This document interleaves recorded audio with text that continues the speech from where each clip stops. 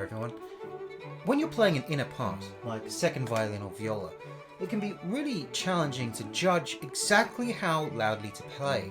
And you'd think, as many people say, that simply just do what's in the part, in the piece of music, and it all should be fine. This just fundamentally isn't true, and even if someone tells you that it's true and they always do it, they absolutely don't. Bear in mind that, especially with regards to the composers that we deal with at the Opus 76 Quartet mainly, so that's Haydn, Mozart, Beethoven, Schubert. In their era, what you see on the page is just the bare bones of what they would actually be playing. I mean, the culture of improvisation, especially when it comes to things like Mozart's piano sonatas, for example, was absolutely ingrained in society. So it's really funny because we hear these pieces of music now as sort of ossified fossils of exactly what's in the manuscript. But the understanding was that was just the starting point. And now if you speak to some people, and dare I say some musicologists, there's this sort of expectation which has seeped through from music studio to music studio over the centuries that you must only do what is on the page. If we all did that, or if an actor did that in a movie, they'd never work again. It would be very boring.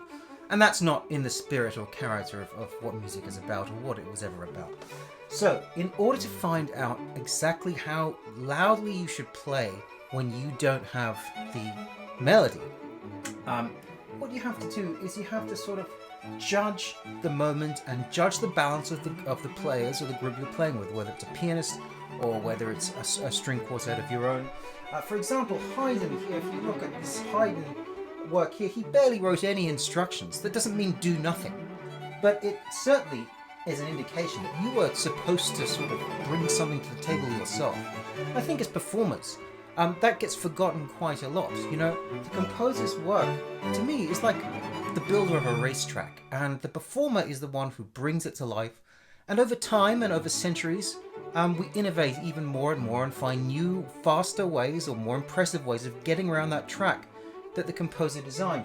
And so, whilst Haydn does put the occasional dynamic here, you really do have to see what you find interesting about the music, how you can best support your partners in the group, and then make sure that your presence within the group is worth something.